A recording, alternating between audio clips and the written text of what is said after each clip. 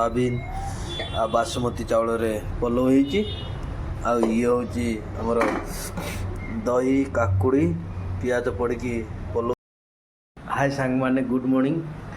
दिन सकाळ 10टा हेलाणी मु एबे उठिली मो नाइट ड्यूटी अच्छी आमर कौन पलो आ दही बनाई नास्ता पाई देखिबा। आज जन्माष्टमी शुभ कामना जनाऊँ हार्दिक अभिनंदन।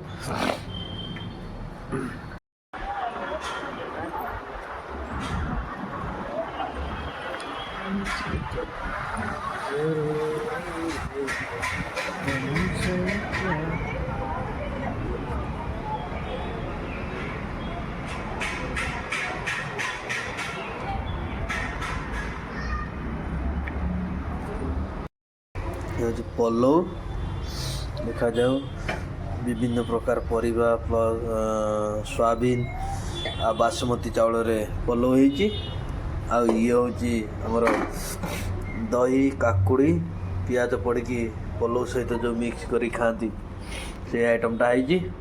देखा जाओ बर्तमान आम खाई नवा खाई नहीं कि वीडियो करवा।